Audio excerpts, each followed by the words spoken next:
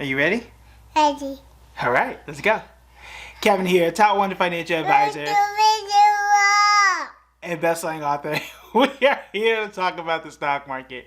If you haven't heard already, WWE is already the hottest stock of 2023. So we need to talk about why are they the hottest stock so far, and then what do we think about it long term, and what are the other things that you need to know because the company is rumored to be acquired, which means there are some candidates and there are some implications for you and your money if you are thinking about investing in this company, or if you own a company that they may be acquired by, because it is something that is interesting when these deals get announced and when they actually occur. So let's go ahead and dig into it.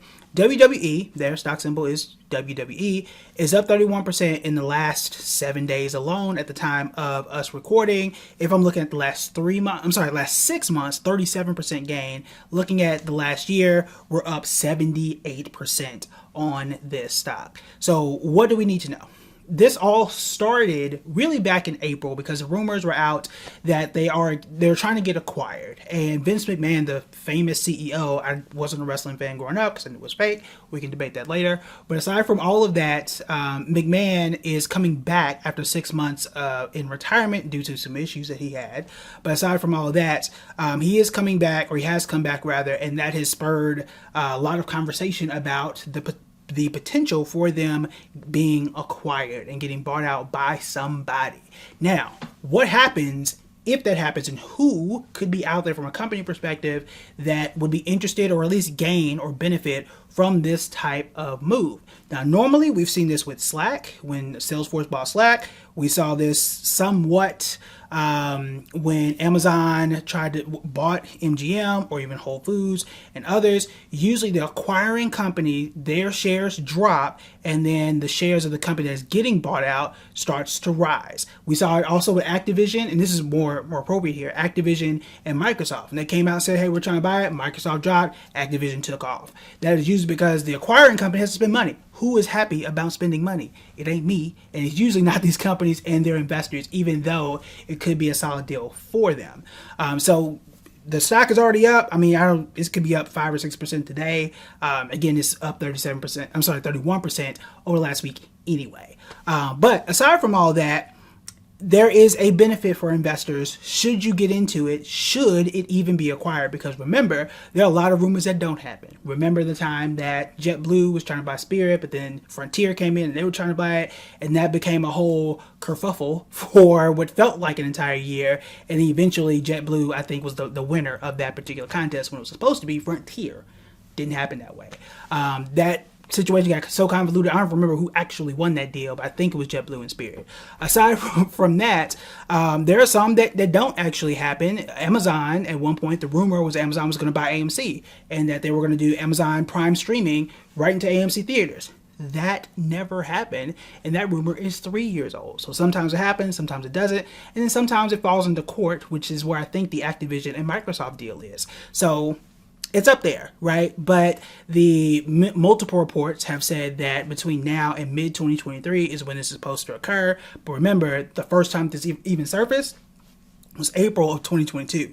So we're already coming up on a year. We'll see again whether or not that is going to go through. Now, here's the thing. There are, I would say, well, I actually wrote down, I've got 4, maybe 5 names that I think might make sense for WWE. So I'll go through those and I'll tell you what I think about the company, even if they don't get acquired. All right, so you got Comcast. Remember that Comcast owns CNBC Universal, which owns Peacock. I think almost anybody who owns a streaming service could be a beneficiary of this. They obviously have a loyal following. The reason I say that is because I went to look at their income statement, and in 2020, they were still profitable. Now remember, WWE is WrestleMania, it's getting people out to these stadiums, it's watching fake wrestling, scripted, whatever. That's more shade. But aside from all of that, to make money in 2020 was extremely difficult if you weren't a tech company. WWE is not known to be a tech company because those were what felt like the only companies that were working in 2023. However, they were still profitable, and it wasn't by a thin margin either. So that is something I do think you should pay attention to. So you've got CNBC. The next one is Fox. Now, from what I'm reading and what I saw, the market cap, which is the value of all the shares, basically take share price times all the shares out there, it's basically what the company is worth as a whole. It's about $7 billion. Fox is worth like $17 billion. Yeah, I don't think they can afford it, but Comcast can. And you know who else can? Disney.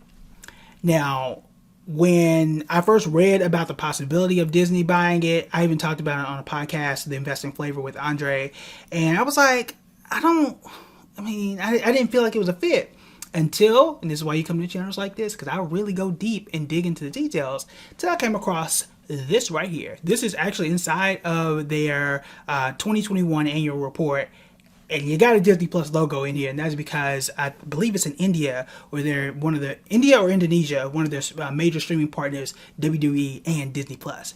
Did not know that. Did not know that at all.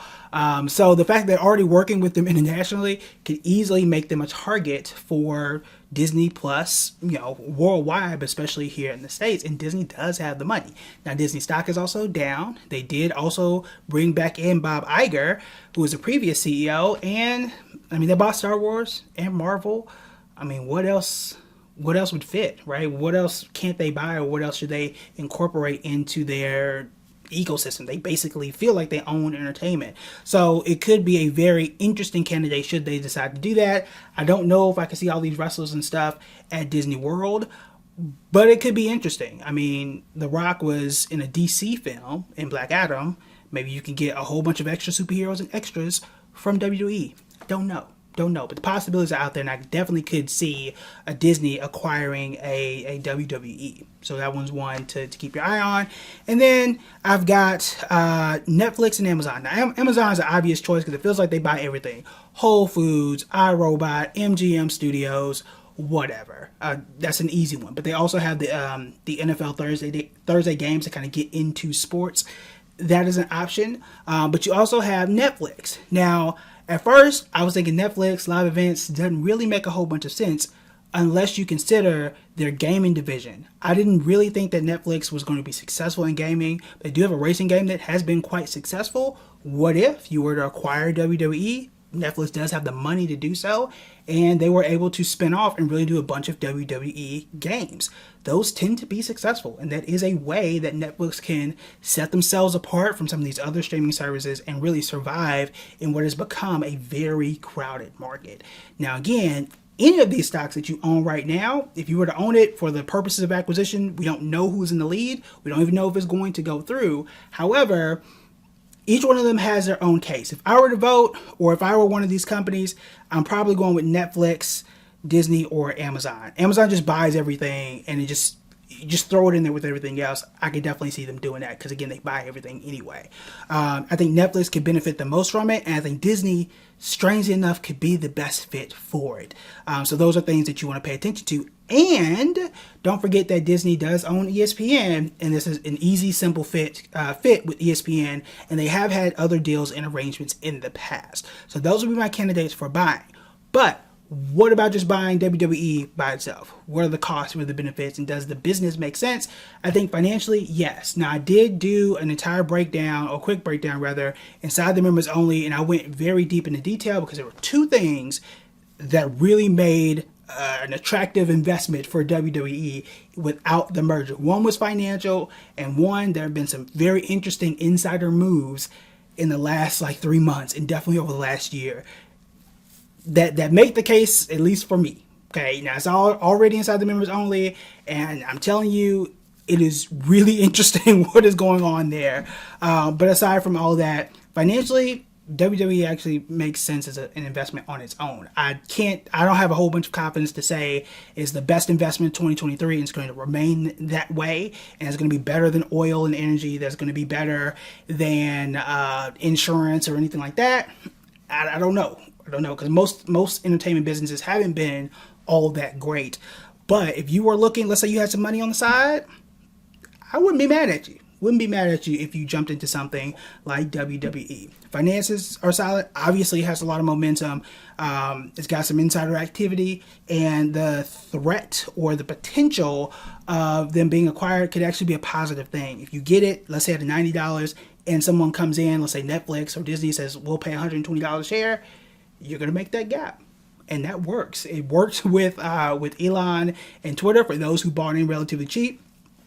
He came in and paid whatever price he paid, $43 or $44 billion dollars, and it can make a lot of sense. I would also say Elon should have bought WWE. I think that makes a whole lot more sense since it's a circus at Twitter anyway, and it would have saved him $30-something billion.